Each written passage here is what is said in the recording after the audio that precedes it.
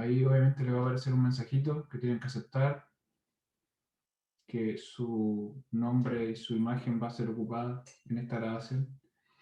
Si usted prefiere no ser grabado, tiene que poner ahí que no, pero el programa lo va a echar de la conversación, así que está obligado a aceptarla si quiere participar.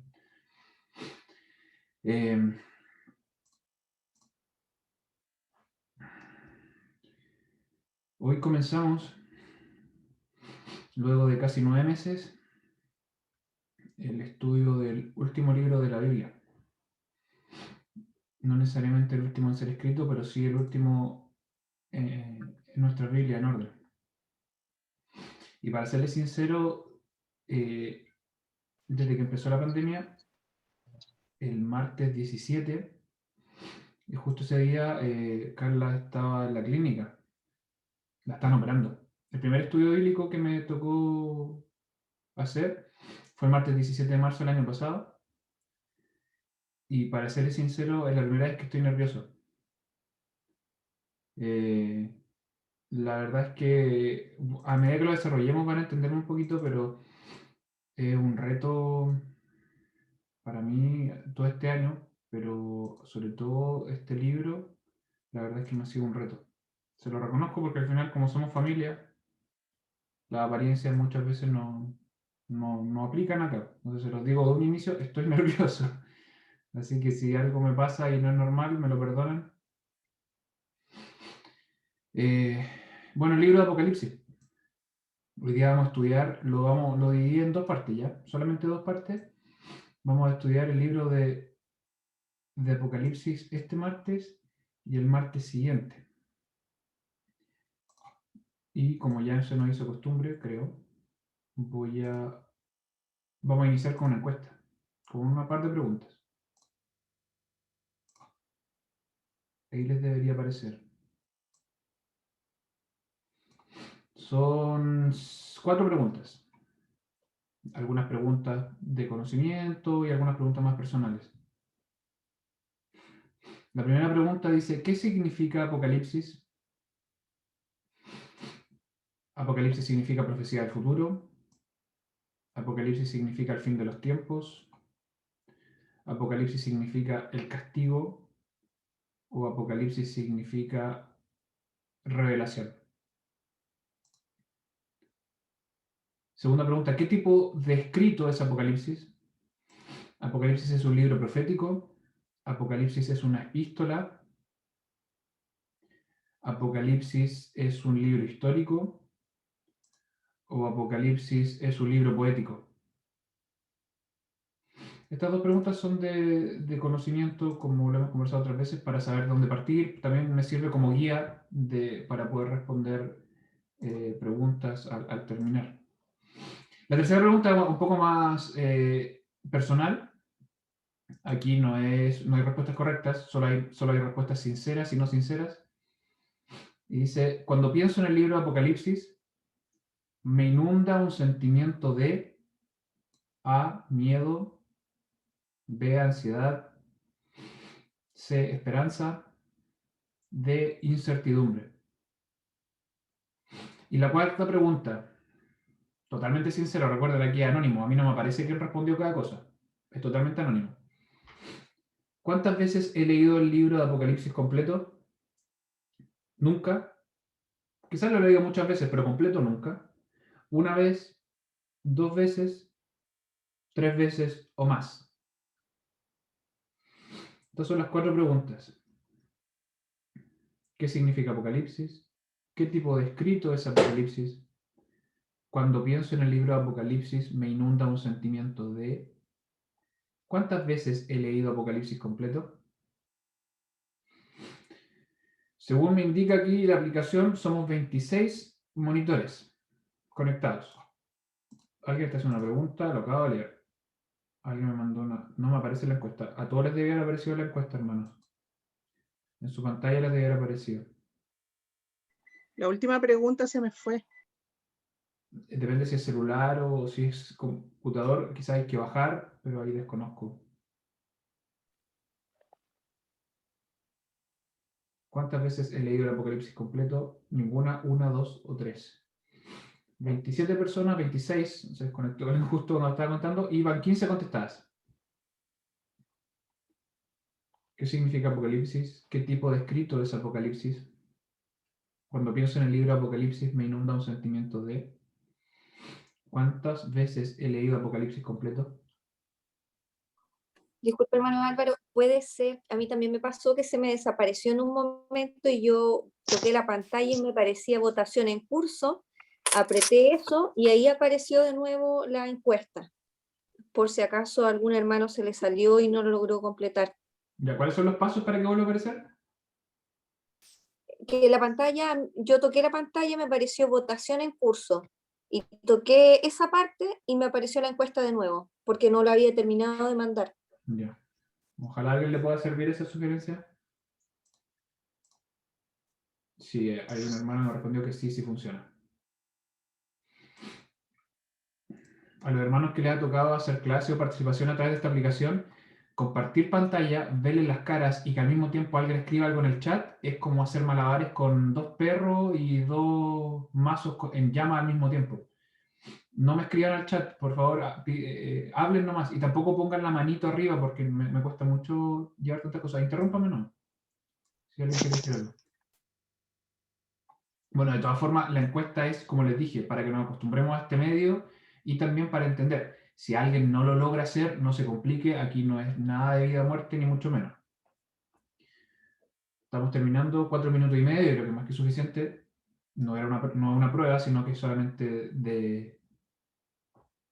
de su apreciación de cosas básicas. Así que los últimos 10 segundos, por si queda algún rezagado, y lo terminamos. Y ahí tenemos. Finalización de encuesta. ¿Pueden ver los resultados, supongo? ¿Qué significa Apocalipsis?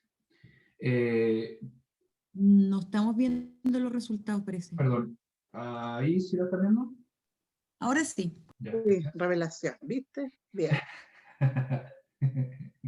Perdón, perdón, no sé cómo No, se preocupe. callarme.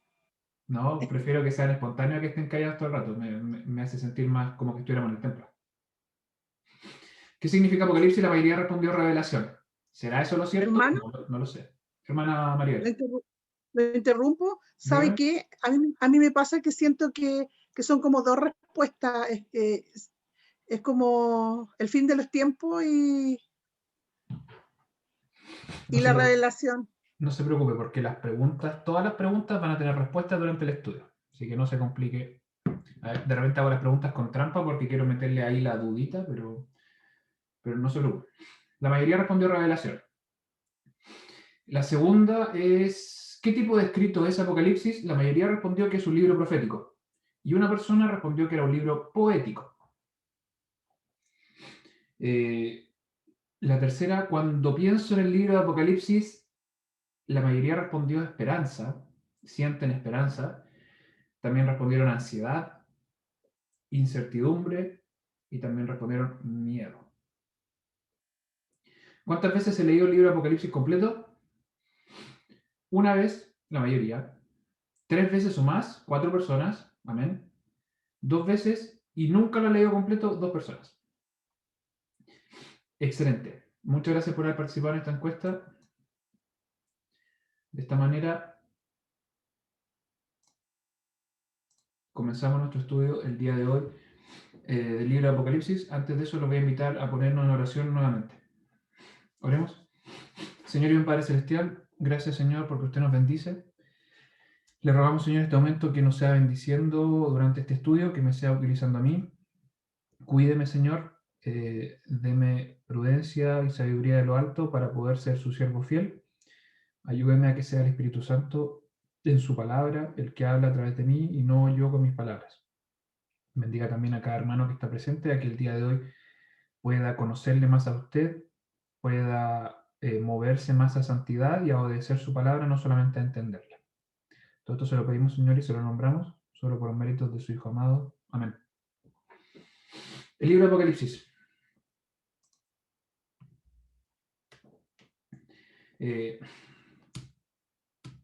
Lo primero que me gustó gustó aquí colocar como inicio es ¿por qué tiene ese nombre? Si hay un libro, si hay un nombre de la Biblia que se ha utilizado más en la cultura popular, probablemente sea Apocalipsis. Y probablemente una de las razones por las que, de forma totalmente sincera, el libro nos causa ansiedad o miedo es por culpa de la cultura popular. Porque generalmente la palabra apocalíptico es algo malo, tiene una connotación negativa en la cultura popular. Entonces comencemos preguntándonos por qué tiene este nombre. Tal cual, Apocalipsis, escrito con otras letras más raras, pero tal cual, en griego significa revelación. Los que tuvieron la oportunidad, que espero que sean varios, de ver los libros del Antiguo Testamento, los estudios de los libros del Antiguo Testamento, los judíos tenían la costumbre de nombrar los libros con la primera palabra. ¿Ya? De ahí que Génesis se llame Génesis porque significa principio, y el primer versículo dice en el principio, y así sucesivamente. Los judíos tenían esa costumbre. Y Apocalipsis es lo mismo. Apocalipsis lleva ese nombre simplemente porque es la primera palabra que se utiliza, ya la primera palabra como sustantivo. Revelación. Apocalipsis significa revelación. Pero desmenuzemos un poquito esto. Hay otra palabra bien importante que debemos traer a colación, que es la palabra profetes. Profetes, que es la palabra que tradujimos casi literal, profeta. Y profeta no es otra cosa sino aquel que muestra o denuncia algo ante alguien. De ahí que generalmente en la iglesia traducimos profeta de una manera más simple como aquel que habla en nombre de. Por eso nosotros hablamos de profeta de Dios, porque es un profeta que muestra algo de Dios ante el resto de las personas. ¿Ya? Pero hay un sufijo, le llamamos en español, una cápsula en esta palabra, que ha tomado una connotación muy grande y que a veces nos hace desviarnos del significado real de la profecía, que es la partícula pro. Pro, en el griego, significa antes de, y en el caso de profetas, significa el que predice algo.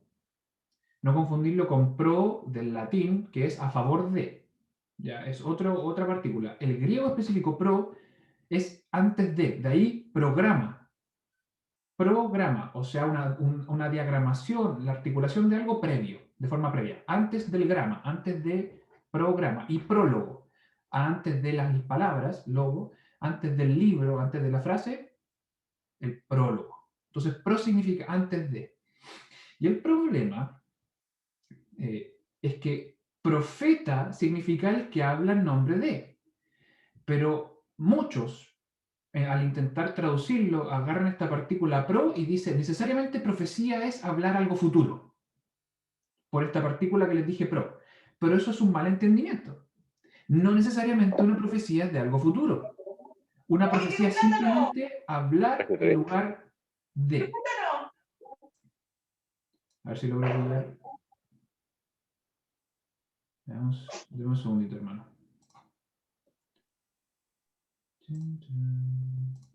Ya voy. Ya ahí lo tengo. Era la Carolina. La pillé. Ya. Ya, como les decía, profecía es hablar en lugar de, pero por esta cápsula, por esta partícula que es pro, dicen, profetes, significa hablar antes de, predecir algo. Pero eso es un error. La profecía no necesariamente es algo futuro. La profecía es hablar en lugar de. Dios le habla al profeta, el profeta habla al pueblo. No necesariamente es de algo futuro. ¿Ya? A veces, y muchas veces, tiene una connotación futura, pero no siempre. Entonces, cuando hablamos de Apocalipsis, estamos hablando de una revelación a través de sueños o visiones. Pero si ustedes se fijan, en el Antiguo Testamento y en el Nuevo Testamento tenemos varias revelaciones. ¿Cuántas veces el Señor habló a través de sueños o visiones a sus profetas? Muchas veces. Entonces, ¿cuántas revelaciones del Señor tenemos en la Biblia? Varias. Y si Apocalipsis significa revelación, ¿Cuántas apocalipsis tenemos en la Biblia? Muchos. Entonces, ¿a qué quiero llegar con esto? Que hay un género que es el género apocalíptico.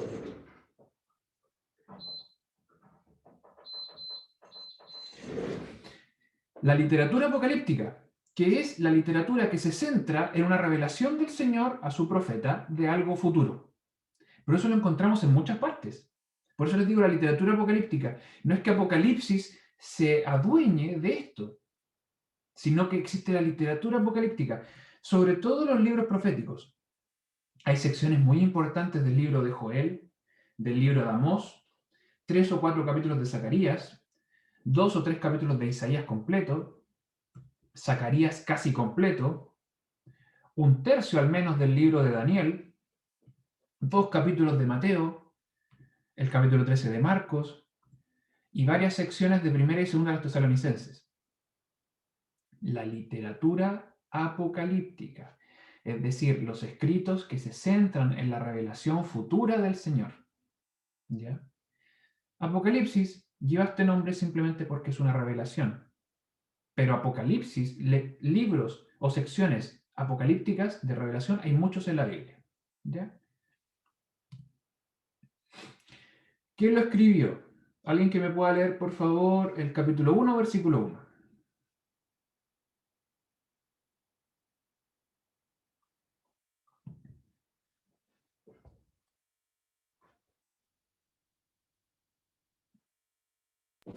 La revelación de Jesucristo que Dios le dio para manifestar a su siervo las cosas que deben suceder presto, y la declaró enviándola por su ángel a Juan, su siervo.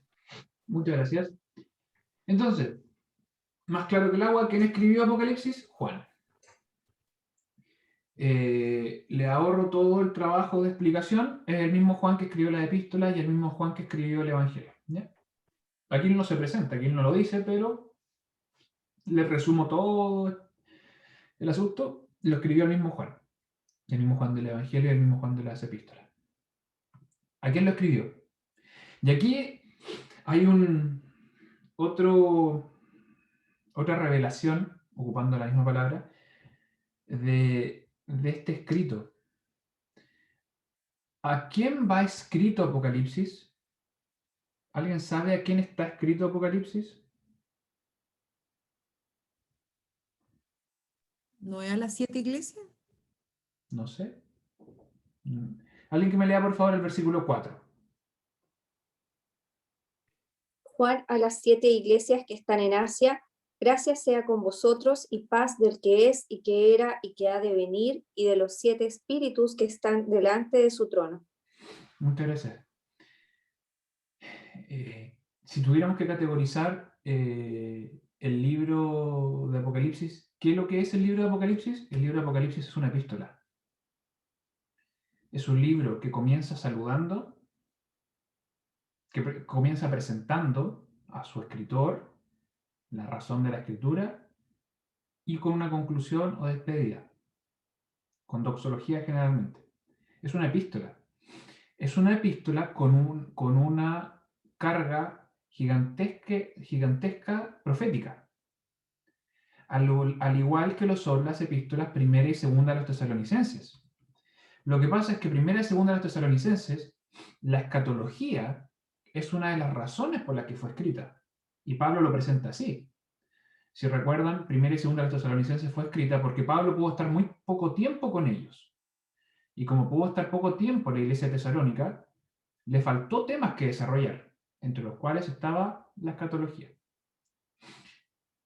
Y con Apocalipsis es el Señor, a través de un ángel, revelándole a Juan lo que tiene que escribirle a las 7 iglesias. Alguien que me lea, por favor, el versículo 11.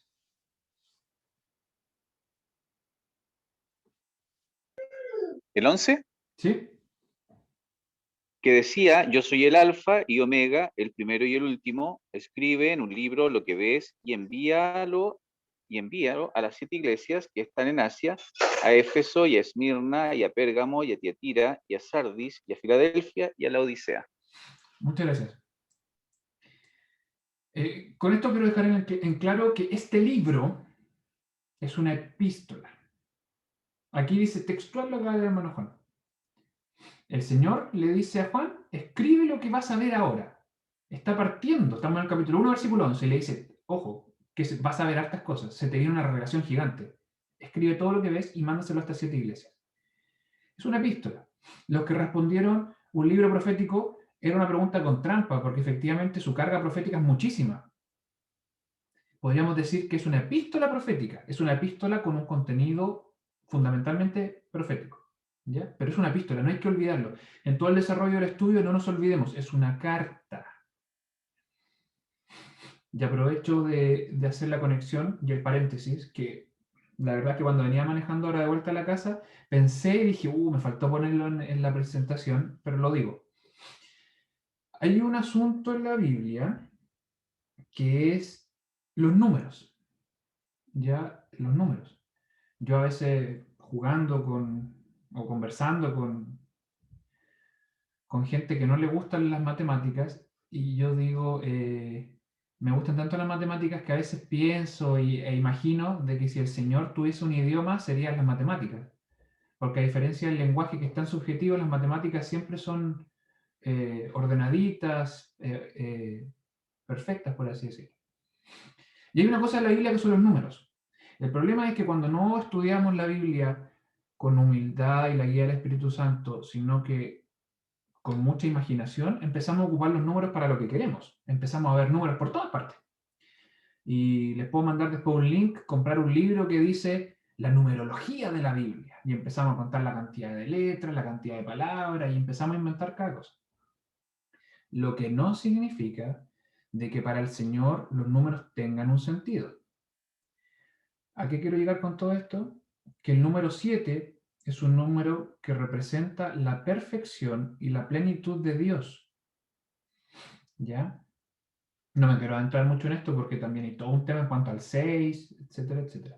Pero el 7 representa la completitud. Es decir, algo es completo, como un círculo, se cierra completamente el círculo cuando son 7. Si son 6, queda corto, 5 tampoco, tiene que ser 7. Entonces, cuando el Señor habla de 7, significa de que está dando algo completo. Entonces, nos encontramos con el Señor enviándole una carta a través de Juan a 7 iglesias. ¿Qué significa esto? Que si bien es cierto, estas 7 iglesias existían, que el Señor lo haya enviado exactamente a 7, significa que lo está mandando a toda la iglesia. ¿Me entienden a qué quiero llegar con esto?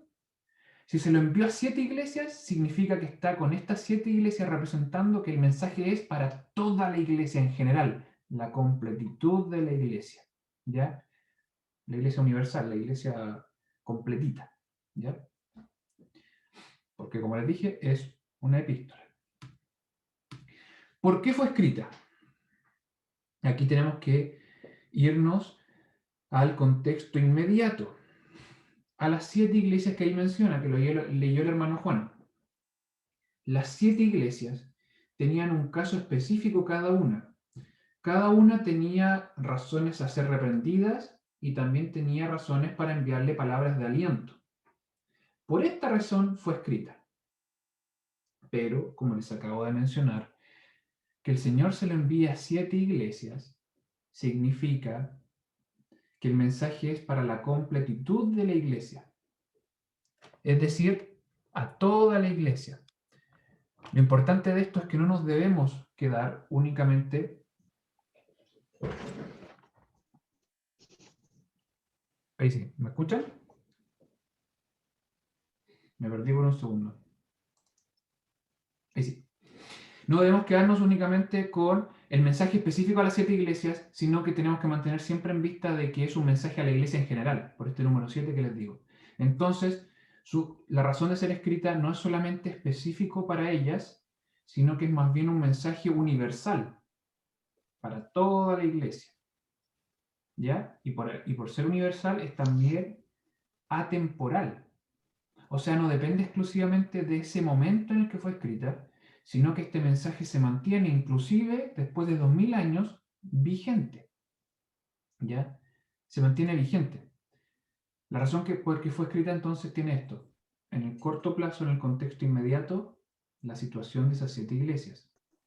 Pero en el largo plazo, el propósito de fondo del Señor es la aplicación a la iglesia en general, independiente del año en el que viva. Piensen ustedes, 2000 años después, en América del Sur, y aún así este mensaje viene a nosotros. ¿Ya? ¿Cuál es el mensaje específico que también podemos aplicar a nosotros de esa época? Es que en ese momento ya existía la persecución. ¿Ya? Existía e iba en aumento. Y era una promesa del Señor. Iba a ir aumentando. Y con ello también habían aumentado los herejes. Habían aumentado personas dentro de la iglesia que pervertían el Evangelio, que si bien es cierto, ocupaban la Biblia, ocupaban versículos, pero ocupando los mismos versículos enseñaban cosas que eran mentiras. ¿Ya? Esa es la herejía. Y fueron aumentando en número y también en gravedad. Y es frente a esto que el Señor llama, a través de Juan, a las iglesias y también a nosotros a estar firmes ante toda tentación. Estar firmes ante la persecución y estar firmes ante la apostasía. ¿Por qué? Porque siempre el cristiano tiene la esperanza en que la victoria está asegurada en Cristo Jesús.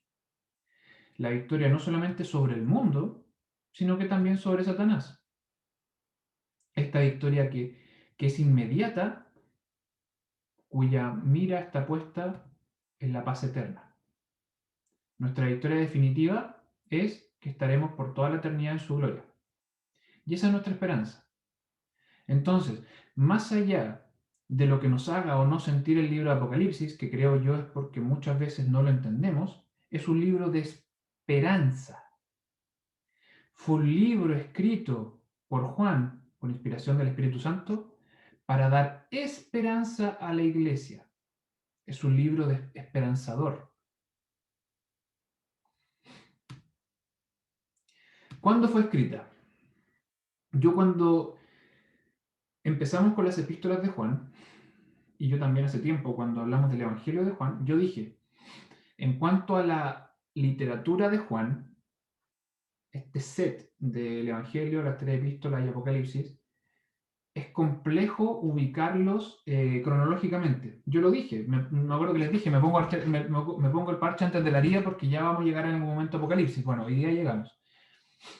Ubicar los libros o las epístolas de Juan no es fácil. De hecho, hay lineamientos, hay ideas, pero no hay ciencia cierta. Lo que sí tenemos claro de cuándo fue escrito Apocalipsis es que fue durante un tiempo de persecución. Eso lo sabemos y lo tenemos claro.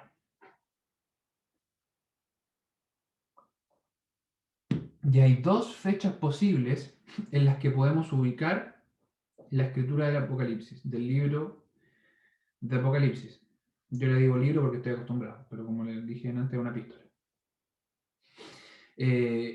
Una fecha propuesta es durante el reinado de Domiciano.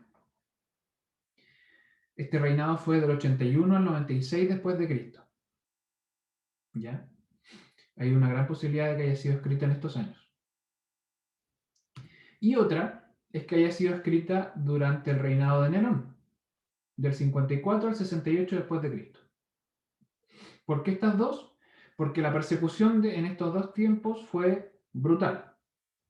¿Ya? Entonces, la revelación de Juan y las temáticas que trata en esta epístola son muy atingentes en estas dos épocas, ya sea en el reinado de Domiciano o en el reinado de Nerón. Dos fechas, una más bien tardía, con Domiciano, y una más bien temprana, con Nerón. Si lo ubicamos en el reinado de Domiciano, estamos hablando de el último libro escrito de la Biblia.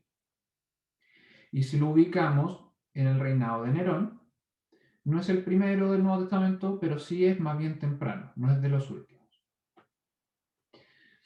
A favor de la fecha tardía, tenemos básicamente dos grandes argumentos. Es decir, dos grandes argumentos por los cuales podríamos creer que fue escrito del 81 al 96 después de Cristo. La más importante, a mi parecer, la encontramos de mano de un discípulo del apóstol Juan. El apóstol Juan en vida fue el último apóstol en morir, como lo habíamos visto la otra vez. Él vivió muchos años y al final de sus años él formó muchos discípulos, a quienes les enseñó directamente. Y de esos discípulos, a su vez, tuvieron más discípulos. Y uno de esos discípulos fue pastor de la ciudad de Lyon, lo que hoy en día es Francia. Él se llamaba Ireneo. Y él escribió un libro en el año 200 después de Cristo, donde dice que Juan escribió el Apocalipsis a finales del reinado de Domiciano. Ireneo data el Apocalipsis en el 95 después de Cristo. Entonces ahí tenemos un buen argumento para creer que Apocalipsis fue escrito tardíamente. Y otra razón también es el contexto histórico. Las cosas que se mencionan en Apocalipsis son fácilmente reconocibles en el reinado de Domiciano. ¿Ya? Pero también existe la posibilidad cierta de que haya sido escrito durante el reinado de Nerón, en los años 54 y 68 después de Cristo, lo que podemos llamar una fecha temprana. La gran diferencia y lo que divide tajantemente que haya sido escrito tardíamente o tempranamente es esta imagen. ¿Quién me puede decir, para poder escucharlo un rato a ustedes, qué aparece en esta imagen? Que no sea la hermana Paula. Quien sea, tírenme ideas. Cualquiera que quiera participar. Yo feliz de escucharlos.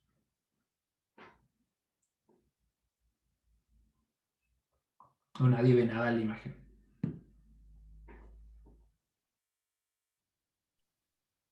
Quizás se me cayó en internet. Una destrucción. Una ¿Está destrucción. escuchando, hermano Álvaro? ¿Sí? ¿Ahí escuchó? Eso es el año 70, me parece, cuando se destruye Jerusalén. ¿Ya? ¿Eso cree el hermano Claudio? ¿Alguien está de acuerdo con eso? ¿O el resto ya está aburrido? ¿O el resto no logra ver la imagen porque lo está viendo del celular? ¿Alguien tiene otra idea de qué puede aparecer en esa imagen? No, si es la destrucción, ya más que se ven claritos los muros. Ya, ¿alguien no está de acuerdo con la hermana Paula?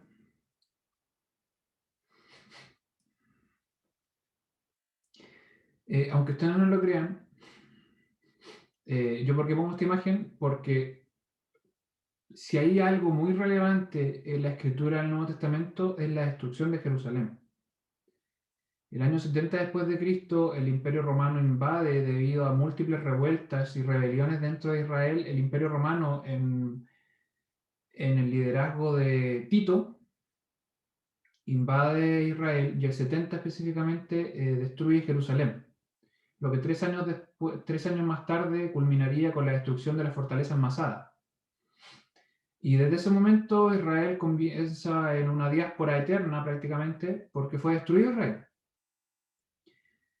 Bíblicamente, hermanos, aunque sea algo histórico, recordemos que la Biblia es verdad y el contexto histórico de la Biblia es real. La destrucción de Jerusalén marca un hito importantísimo en la escritura del Nuevo Testamento. Ya que estamos culminando el Nuevo Testamento, les puedo decir, hemos estudiado todo el Nuevo Testamento y cada vez que hemos estudiado un libro o epístola, hemos mencionado si fue escrito antes o después de la destrucción de Jerusalén. Porque que haya sido destruido Jerusalén o haya sido destruido el templo, marca un hito, marca una connotación distinta. Entonces, para poder datar Apocalipsis antes o después de la destrucción del templo, es si decimos que lo escribieron bajo el reinado de Nerón o bajo el reinado de Domiciano. Y para ubicarlo en Nerón, quienes defienden esta postura dicen que el argumento de Ireneo y el contexto histórico no es tan fuerte como sus evidencias internas. El libro tiene evidencias internas que apuntan a una escritura más bien temprana. ¿Por qué?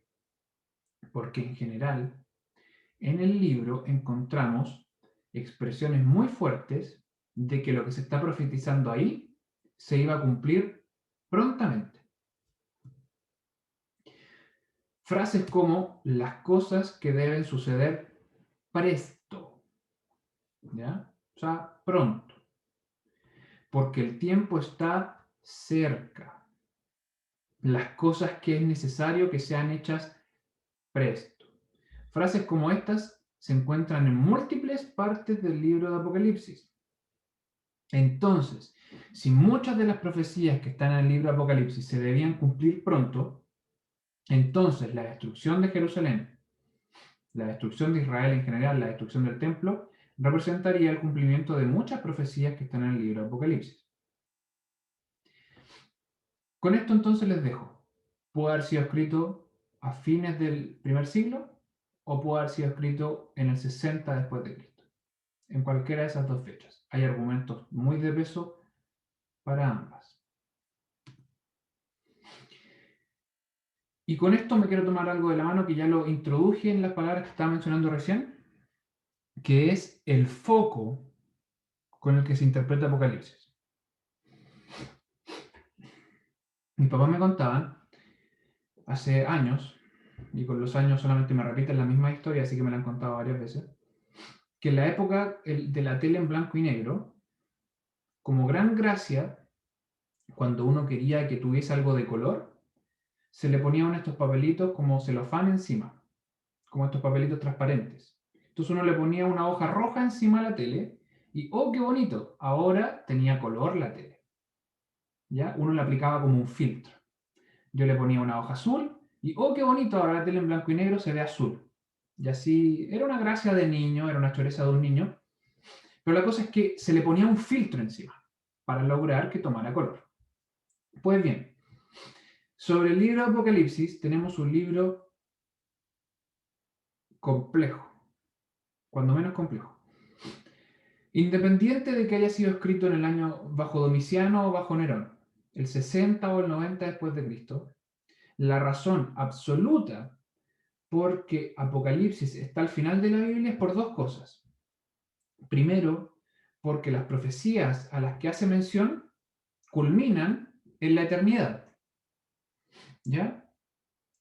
Sí o sí nos encontramos en el libro de Apocalipsis con la eternidad. Juan hace referencia a la eternidad, o sea, es lo último. Y la segunda gran razón por la cual Apocalipsis está al final es porque, hermanos, se los puedo aseverar con toda fuerza. El libro de la Biblia que más necesita que primero hayamos leído, estudiado y comprendido toda la Biblia es Apocalipsis. Esto no significa de que sea un libro difícil.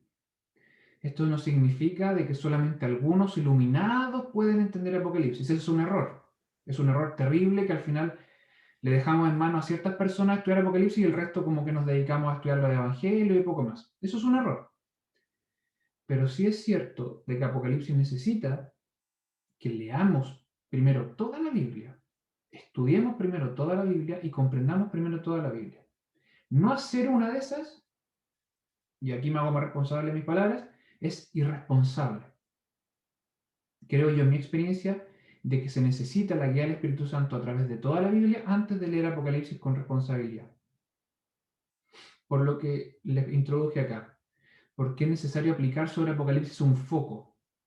Estos papeles que yo les decía que mis papás ponían cuando chicos sobre la tela blanco y negro para que se viera de color, es necesario establecer la relación entre las visiones de Apocalipsis y el fin de los tiempos. Es necesario establecer los periodos de tiempo y cómo se relacionan entre ellas estas visiones y qué representan estas visiones. Estas tres cosas, ¿en qué periodo de tiempo ocurrió? ¿Qué cosa ocurrió primero, qué ocurrió después? ¿Qué cosa ocurrirá primero, qué cosa ocurrirá después? ¿Y qué evento representa? Es este filtro que debe ser aplicado sobre Apocalipsis. E independiente del filtro, hay acuerdos entre estos filtros. Hay acuerdos que podemos tenerlos por claro y los podemos dar por hechos. La segunda venida de Cristo es algo futuro. El Señor Jesucristo aún no viene. Decir otra cosa es simplemente una blasfemia. También aún no ocurre la resurrección general. la resurrección de los muertos, independiente de los condenados y los salvados, la resurrección aún no ocurre. Eso es un acuerdo, eso es una verdad absoluta. El juicio final aún no ocurre, ¿ya? Aún no ocurre. Eso ocurrirá en el futuro. Y también los cielos nuevos y la tierra nueva aún no ocurren. Pero según estas perspectivas del Apocalipsis también hay desacuerdos,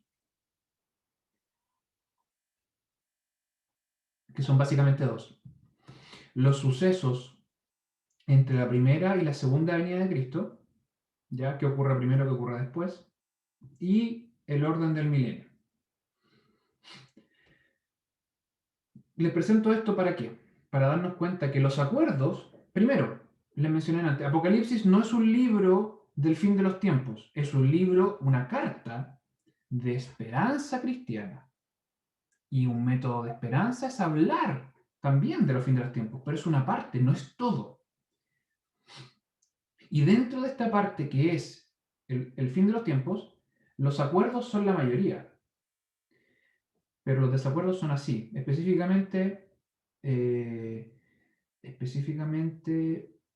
Apocalipsis 20 y una parte del 21. ¿Ya? Que nosotros muchas veces decimos Apocalipsis y creemos que Apocalipsis solamente son esos 2 capítulos. Pensamos en Apocalipsis y creemos que solamente se trata de ese tema de esos 2 capítulos. Eso es un error. Eso es un error fantasioso, es un error muchas veces amarillista, porque es entretenido ver una película de Apocalipsis, porque es entretenido leer algo de Apocalipsis, muchas veces fantástico, pero que está solamente centrado en un capítulo, en un par de versículos. Pero Apocalipsis es una epístola de esperanza, ¿ya? No podemos centrarnos, no podemos tapar el sol con un dedo. Es una epístola de esperanza. ¿Cuáles son estos filtros? ¿Cuáles son estas perspectivas del Apocalipsis? En primer lugar, el futurismo. El futurismo es la perspectiva según la cual todos o la mayoría de los eventos que encontramos en el libro de Apocalipsis son futuros. Por eso la palabra futurismo. Yo aquí en cada perspectiva ocupé una expresión que es popular. Popular no significa, no tiene ninguna connotación más que el significado claro de la palabra, el más común. ¿Ya? Yo no le doy ninguna otra connotación sino la literal. El futurismo, esta perspectiva del Apocalipsis, es la más común, sobre todo en el siglo XX y XXI. ¿Ya?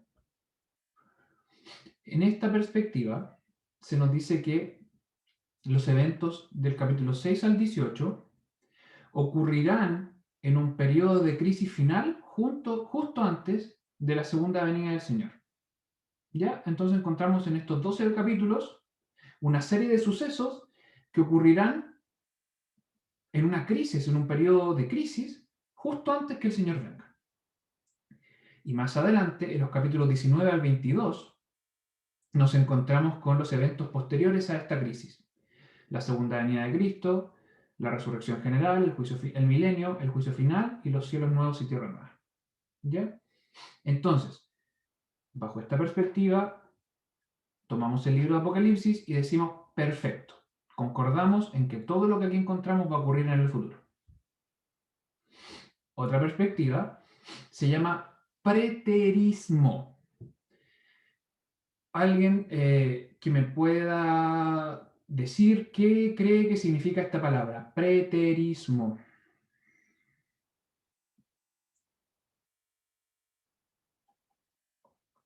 Pretérito. No tengo ningún profesor de lenguaje o alguien que le pegue un poquito el lenguaje, un profesor básico. ¿Qué significa pretérito? Y también es sinónimo de futuro. ¿Sí? Pretérito. ¿Nadie aquí está en enseñanza básica o tiene un hijo en enseñanza básica que esté viendo el pretérito perfecto y el pretérito imperfecto? ¿Qué es pretérito? Alguien respóndame. Yo sé que alguien de los que tiene la tele apagada, la cámara apagada, me puede responder. ¿Qué es pretérito? En pasado. Gracias. Muchas gracias, hermano Juan. Pretérito es pasado. ¿Ya? Pretérito es pasado. Pretérito es El preterismo es la visión según la cual la mayoría, no todos, como les mencioné el acuerdo, la segunda venida, la resurrección y el juicio final y el cielo nuevo y tierra nueva, eso va a ocurrir en el futuro. Pero el preterismo nos dice que la mayoría de los eventos en el Apocalipsis se cumplieron en el pasado, específicamente en el primer siglo hasta el siglo IV. Es decir, desde la caída de Jerusalén hasta la caída del Imperio Romano de Occidente. Nuevamente, para poder categorizar esta perspectiva, es la más común, no por ello cierto, no por ello es una verdad absoluta, pero sí estadísticamente es la más común entre los estudiosos que se dedican específicamente al estudio de Apocalipsis. ¿Ya? Insisto, esto no significa de que sea cierto, no estoy hablando de la falacia de autoridad, de, porque él lo dice es verdad. Hermanos, el Espíritu Santo es el único que nos lleva a la verdad bíblica, no una persona. Pero les planteo aquí una estadística, es la más común entre los estudiosos del Apocalipsis. La tercera perspectiva es el historicismo. Es el historicismo, que tiene la peculiaridad de haber sido la más común, la más popular, en la época de la Reforma. ¿A que no sabían eso? En la época de la Reforma, la mayoría de los reformadores concordaron en esto. El historicismo. ¿Qué significa esto? De que el libro de Apocalipsis lo que nos narra son eventos cronológicos de la historia de la iglesia desde que el Señor vino por primera vez hasta que el Señor venga por segunda vez. Entonces encontramos distintas secciones del libro de Apocalipsis y este foco, este filtro del historicismo nos dice que estos eventos ocurrieron en el primer siglo. Estos eventos ocurrieron en el siglo IV. Estas profecías se cumplieron en el siglo VII. Estas profecías se cumplieron en la Edad Media. Estas profecías se cumplieron post-reforma. Estas profecías se cumplieron en el 1900 y estas profecías se van a cumplir en el 2020. Historicismo, es decir, la profecía de Apocalipsis va evolucionando junto con la historia. Y por último, una cuarta perspectiva, que fue la más popular antes de la Reforma, es decir, desde el primer siglo hasta el 1400 aproximadamente, que se llama el idealismo. El idealismo. El idealismo es una perspectiva para estudiar el libro de Apocalipsis, según la cual debemos interpretarlo alegóricamente, espiritualmente. Lo que encontramos entonces, según esta perspectiva, es que lo que hay en Apocalipsis representa ideas de una fuerza en guerra permanente. Entonces, cuando vemos Babilonia, dragón, bestia, falso profeta, etcétera, etcétera, y vemos ángel, mujer, cordero, etcétera, lo que está representando ahí es una idea espiritual de fuerzas que están en lucha constante. ¿Ya? Dios contra Satanás, la iglesia contra el mundo. Entonces, esta perspectiva idealista no ocupa una cronología cíclica, o sea, no dice esta profecía se va a cumplir o se cumplió o se va a cumplir en tal o tal fecha. El idealismo dice, en realidad esto se va repitiendo. Esto sucede ahora, mañana no va a suceder, pasado mañana sí, y está constante desarrollo. En esta pura hoja, yo sé que la mayoría va a querer olvidarla porque va a decir, hermano, Álvaro, ¿para qué presento estas cosas si al final, bueno,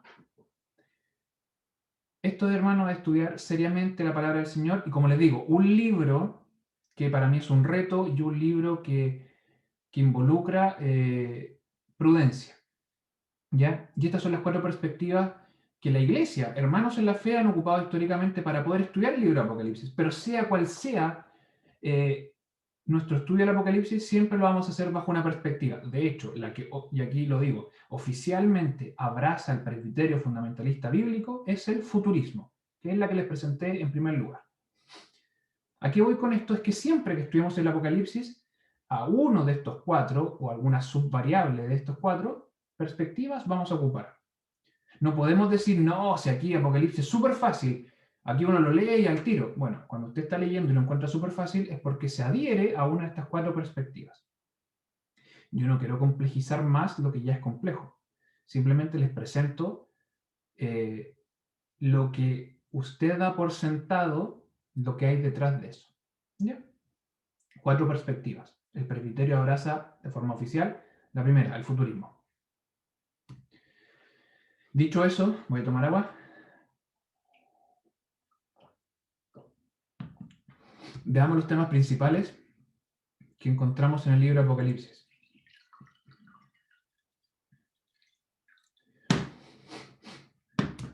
El gran tema que se desarrolla en todo este libro, de toda esta epístola, es Cristo venciendo a Satanás.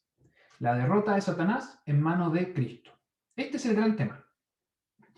Si alguien le pregunta de qué se trata el Apocalipsis, usted simplemente tiene que responder: Satanás siendo derrotado por Cristo. No se complique la vida entrando en detalles, no se complique la vida dando ejemplos. El libro de la epístola de Apocalipsis es Cristo derrotando a Satanás. Ni más ni menos.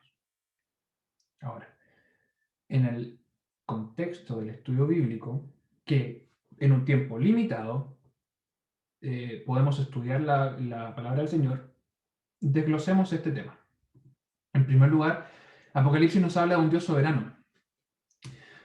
Dios gobierna toda la historia, y eso lo hemos visto hartas veces, sobre todo en el Antiguo Testamento. Dios gobierna toda la historia. Pero ¿qué involucra, hermanos, que el Señor gobierne toda la historia, a todas las personas y todos los lugares? ¿Lo creemos esto de verdad? ¿Creemos que Dios tiene control de todo?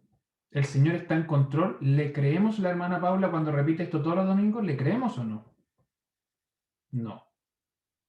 Todas las Amén. caras me dicen no. Esa hermana Luz, que gusto más escucharla, se tiró ahí un amén como escondidito, pero yo sé porque me apareció en la pantalla que es la hermana Luz la que lo dijo. El Señor está en control de todo. ¿Pero saben qué significa que el Señor está en control de todo? Que las tribulaciones por las que pasa su iglesia están bajo su control. No son una sorpresa. No son una concesión. No son un, uy, se me pasó. No son un, me ganó el gallito Satanás. No. Las tribulaciones que yo estamos pasando, las tribulaciones que pasó la iglesia de Éfeso, de Tiatira, de Pérgamo, estaban bajo el control del Señor. Y cuanto más, el Señor las enviaba. El aparente triunfo del enemigo está bajo el control del Señor. Está bajo total soberanía del Señor. El Señor permite el avance de las fuerzas lideradas por Satanás por su propósito eterno. No es Satanás ganándole un gallito al Señor. Yo me imagino que después de haber estudiado todo este año, simplemente porque yo lo hago los martes, pero asumo que toda la vida cristiana de cada uno de los que está aquí presente lo ha hecho, nadie ha caído en ese error. Satanás no le gana el gallito al Señor nunca. Nunca. Es el Señor que en su soberanía le dice: tú como mi trabajador, tú como alguien subyugado a mí, como el resto de la creación, vas a hacer lo que yo te permita hacer, ni más ni menos. Entonces, que nosotros creamos que Satanás está ganando es simplemente porque el Señor lo indica en su soberanía. Pero también está bajo su soberanía que esas fuerzas van a ser destruidas. Que va el Señor a tener victoria sobre ellos. Y también a través de él, la iglesia va a ser victoriosa. Todo está bajo su control. Su majestad, su autoridad y su justicia resaltan en este libro porque Él es el soberano y el juez de todo el universo. En segundo lugar, vemos desarrollado en este libro, esta epístola, a Cristo como Rey. A Cristo el Rey de todos, el Rey de todo, al cual, según Pablo a los Filipenses, fue dado un nombre que es sobre todo nombre, para que en el nombre del Señor se doble toda rodilla. Cristo es el Rey de las naciones. Cristo, el que como un cordero fue inmolado por nuestros pecados, luego de su resurrección, fue alzado al cielo y habita a la diestra de Dios Padre como un Rey majestuoso. y Él vendrá algún día a juzgar a los vivos y a los muertos. De hecho, así lo recita nuestra declaración de fe fundamentalista. Él es el juez del universo.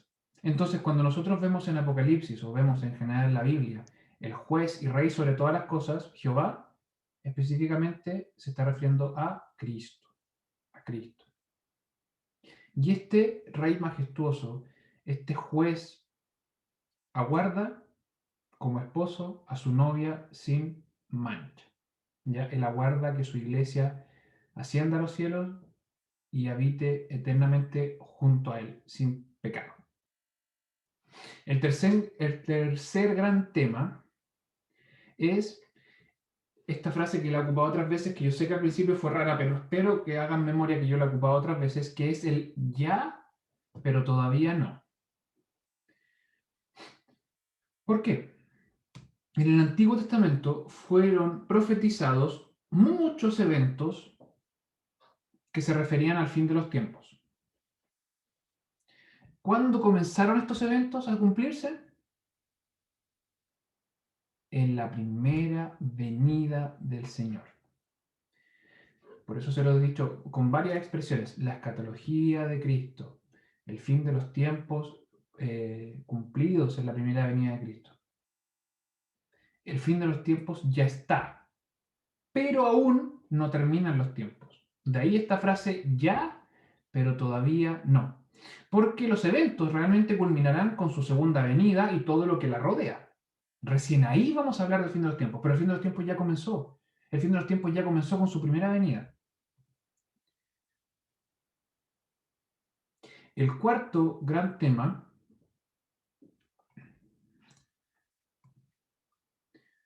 espera un poquito. Ahí sí. El cuarto gran tema, ¿están viendo mi pantalla? Gracias. El cuarto gran tema es la disposición de la iglesia a sufrir por Cristo, y a través de este sufrimiento es que su victoria final está asegurada. Cristo nos dejó el ejemplo de sufrimiento. Cristo, el Señor de todo, Cristo, el Rey sobre todo, Cristo, el juez del universo, sufrió, que siendo igual a Dios no tuvo por usurpación ser como Dios, sino que se anonadó a sí mismo y se hizo hombre y terminó muriendo en la cruz. Él sufrió y fue nuestro ejemplo de sufrimiento. Pero en su ejemplo es que Cristo venció a la muerte. Cristo venció a la muerte. De ahí que se nos diga de que la resurrección de Cristo es la primicia. Porque en su resurrección es que nosotros tenemos asegurada la vida eterna. Entonces, sufrir por Cristo significa de que viviremos eternamente con Él. Apocalipsis desarrolla también este tema.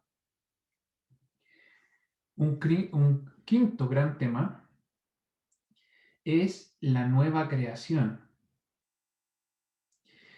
No lo mencioné antes, una gran razón también, y una razón más bien poética y estética, de por qué Apocalipsis termina la Biblia, es por su mención de los cielos nuevos y la tierra nueva. ¿Qué dice Génesis 1:1? Si alguien se lo sabe de memoria o lo pueda buscar en la Biblia.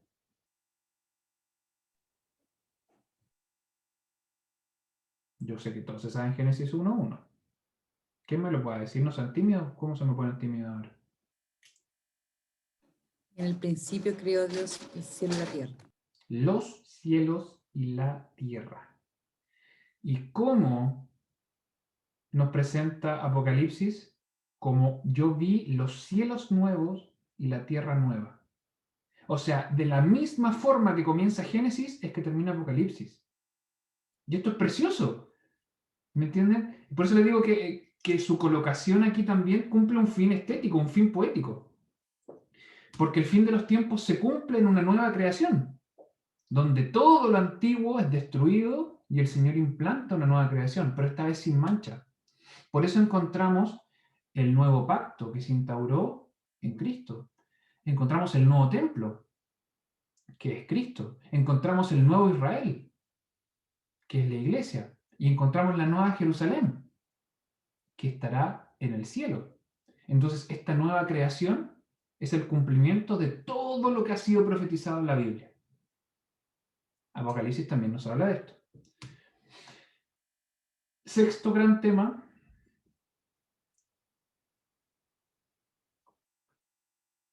es que las fuerzas satánicas no representan ninguna otra cosa sino una falsificación. No vamos a estudiar en profundidad el libro de Apocalipsis, esto es solamente algo general, aunque yo me alargue, pero sigue siendo algo general. Entonces, no agarremos vuelo en meternos en los detalles, solamente se los presento así por encima. La bestia es una falsificación de Cristo. La bestia de la que nos habla el libro Apocalipsis es una falsificación de Cristo. Es una bestia que fue engendrada por Satanás. Es una bestia a la cual les concedía poder y autoridad, como el Señor se la concedió a Cristo luego de su resurrección. Es una bestia que en el libro Apocalipsis es herida, aparentemente de muerte, pero en su sanidad es que termina siendo adorada. La bestia entonces es no otra cosa sino una falsificación de Cristo. Por otro lado, Satanás representa en el libro Apocalipsis una falsificación de Dios Padre, porque en general la característica que se le da aquí a Satanás es de un creador. Satanás crea, de hecho, Satanás crea la bestia, como se nos dice que Cristo fue engendrado, no creado eternamente por el Padre. Satanás aquí crea la bestia, falsificando entonces la creación de Dios Padre. El falso profeta no es otra cosa sino una falsificación del Espíritu Santo, porque su labor es redirigir la alabanza a la bestia. ¿Ya? El falso profeta hace eso, oficia en el corazón de sus seguidores para que alaben a la bestia, que no es otra cosa sino el papel fundamental que cumple el Espíritu Santo en la iglesia, redirigir la oración a Cristo. Y Babilonia como una falsificación de la iglesia. Y séptimo gran tema, variado. Muchos temas, subtemas pequeñitos encontramos aquí en el libro de Apocalipsis. Por ejemplo, la importancia y connotación del número 7, la alabanza de los ángeles y de los santos, la importancia del testimonio y la pureza de la iglesia, entre otros temas. 7 grandes categorías de temas que encontramos en el libro de Apocalipsis. Y si ustedes se fijan, no son las 7 escatológicas y no son las 7 del fin de los tiempos. ¿Ya? Recuerden, es una epístola de esperanza frente a dilemas de la iglesia específica, esas 7 iglesias, pero que también tiene aplicación para nosotros. Y dentro de eso, la esperanza también la encontramos en el fin de los tiempos, pero los 7 temas no son del fin de los tiempos. Con esto termino el día de hoy. Como les dije, vamos a dividir en dos, con esto lo que voy a ver ahora, no lo que vimos recién. Vamos a dividir en 2 partes, el próximo martes terminamos. Un bosquejo general. Voy a sapear aquí al hermano Rafael. ¿Está conectado para ver si me echo el agua? No, creo que ya no está. Ah, sí está. En este tiempo he tenido la oportunidad de visitarlo un par de veces ahí en el negocio. Y le digo, ya, pues, hermano Rafael, si se conecta el martes, hago una pregunta. Pues, ¿cómo no me pregunta nada? Y siempre se me tira por ahí y al final no pregunta ni una cosa. Pero las preguntas me las hace ahí en el negocio. Y me dijo hoy día, Apocalipsis es raro porque pareciera que fueran 3 libros, como que fueran 3 secciones, como que no se conectan. Yo le dije, pero pregunté eso hoy día. No, pero ¿para qué? Y ahí le dije, perfecto, entonces yo voy a repetir su pregunta delante de todos. Ya, ahí está, ahí le echa el agua. Veamos un bosquejo general, ya, somero por encima del libro de Apocalipsis, de estos 22 capítulos. Se introduce, Juan nos presenta un prólogo, ya, cómo le fue presentada esta profecía, cómo llegó a él y cuál es la razón de ser escrita. Saluda a las iglesias y alaba a nuestro Señor.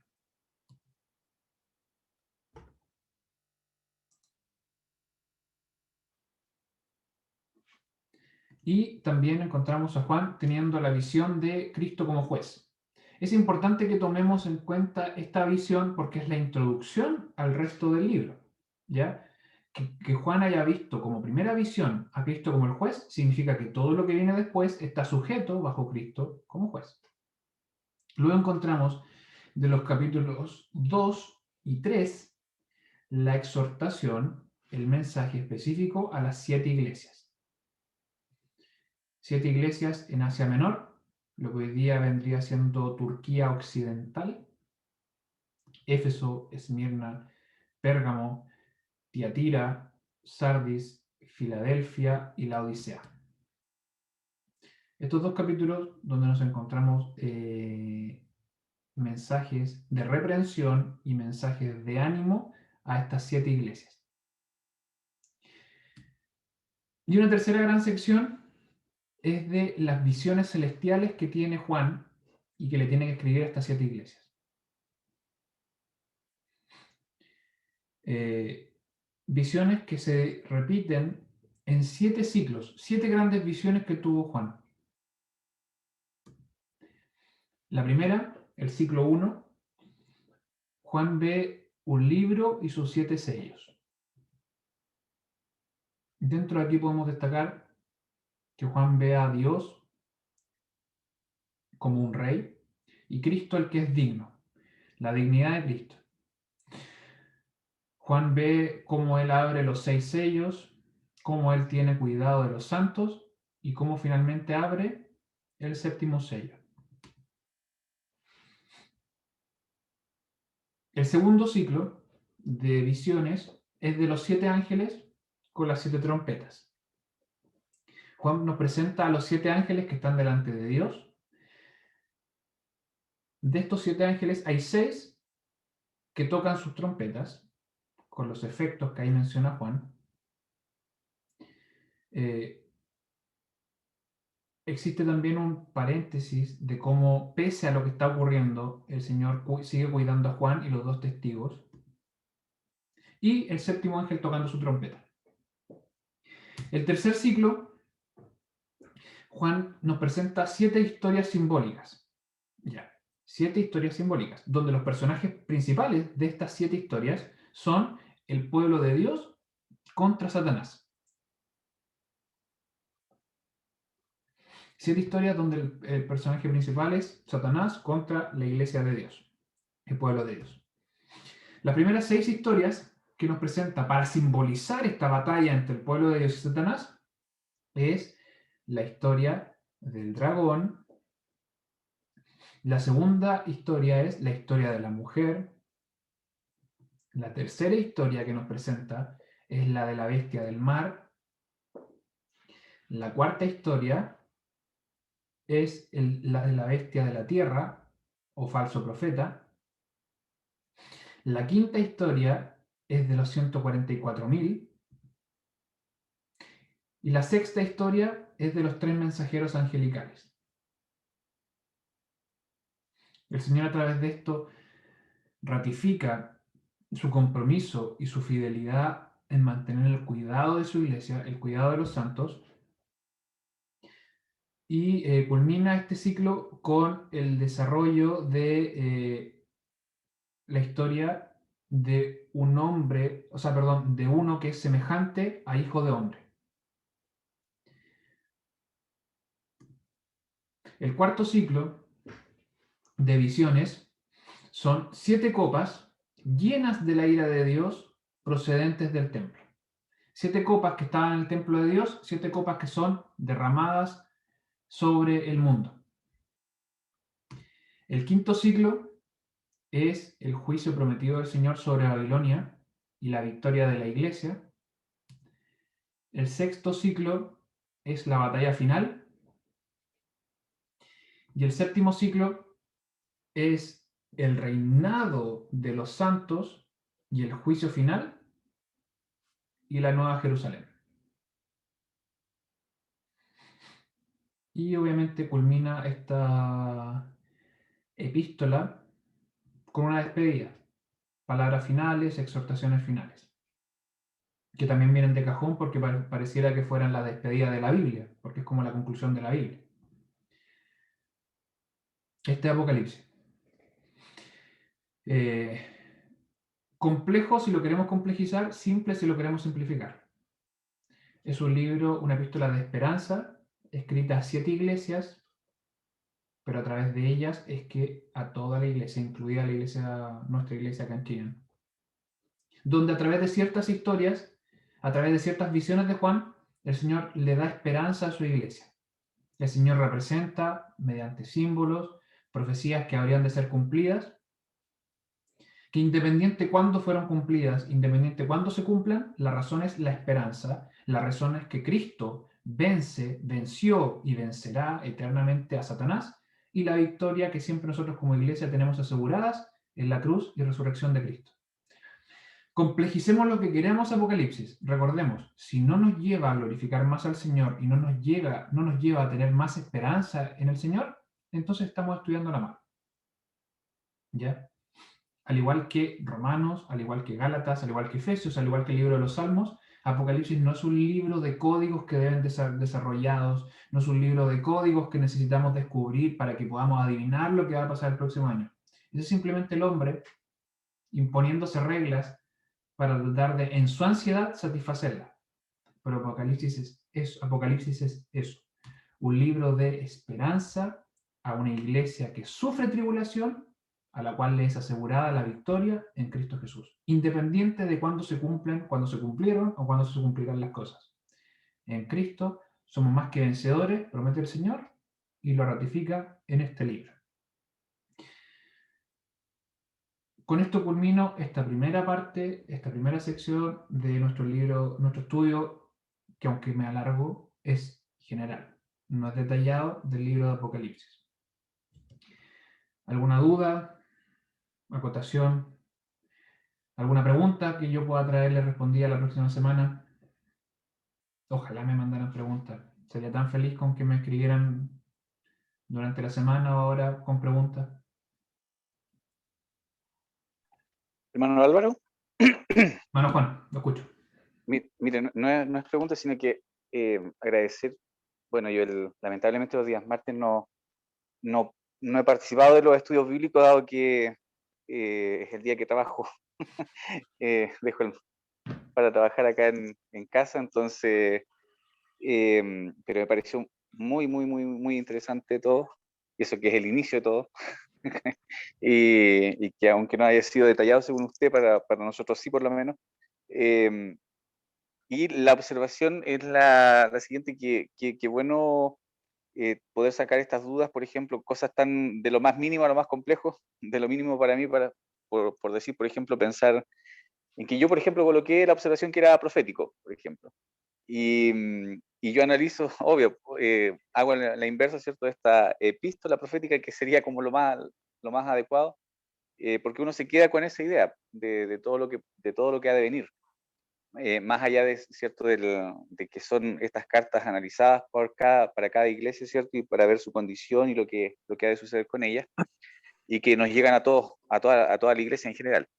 Pero también, bueno, ¿cierto?, adoptarlo a lo que nosotros como iglesia creemos y utilizamos en parte de nuestro fundamento.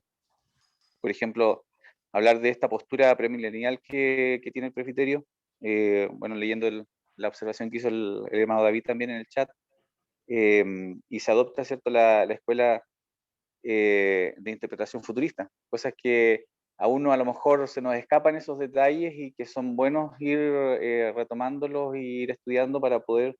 la defensa de la fe va de la mano también qué creemos como iglesia. Y independiente, ¿cierto?, que cada uno de nosotros tiene que leer la Biblia y la revelación viene a través del Espíritu Santo a nosotros, pero también como iglesia tenemos una visión. Y eso es importante también manifestarlo en cada estudio como guía de qué es lo que realmente creemos y qué es lo que nosotros aceptamos y por qué defendemos tal postura también. Entonces, es buenísimo esos detalles de poder considerarlos al momento de los estudios. Así que agradecer por ello, hermano. Muchas gracias, hermano Juan. Bueno, la verdad, acabo de leer lo que escribió hermano David, no lo había leído. Efectivamente, o sea, dentro de la prudencia, llevar a que el libro Apocalipsis lo leamos, lo estudiemos con prudencia y con sujeción al Espíritu Santo, ya con responsabilidad. Y la verdad es que, como dijo Pablo, si el hermano Álvaro, si el hermano David, si el pastor Quesada, si el pastor Baudilio, o Pablo, o un ángel, predica algo que no es la palabra del Señor, estamos en responsabilidad nosotros frente al Señor de estudiar su palabra y como individuos ser responsables ante el Señor y juzgar a quienes no son del Señor. Pero es cada cristiano el que es responsable ante el Señor de juzgar si lo que se presenta o no se presenta es bíblico o no. Cuando comparezcamos delante de Él, no vamos a ir amparados bajo un consistorio, sino que vamos a ver que el Espíritu Santo y su palabra bajo el brazo y cómo la estudiamos, cómo la vivimos, cómo la obedecimos diariamente. Pero es verdad que es complejo y es capcioso y da para discutir, según yo, discusiones vanas. Y no quise entrar en ese terreno, sino que por qué una se descarta, por qué una perspectiva no se descarta. Yo creo que para el fin de la edificación de la iglesia es vana, mientras que se haga desde la prudencia y el amor a la debilidad o fortaleza espiritual. Si no hay paz desde el amor, para mí estudiar la Biblia es infructuoso. Espero no haber sido de tropiezo en ningún caso, sino que al contrario, motivarlo a que ustedes mismos la estudien, a que la lean y que no me marquen la próxima vez, la leí una sola vez o nunca, sino que pongan 3 o más. Todo el mundo diga 3 o más. Si alguien tiene otra consulta, otra sugerencia, acotación, yo feliz de escucharlos. Ojalá no leerlos porque me cuesta leerlos, pero más que nada escucharlos.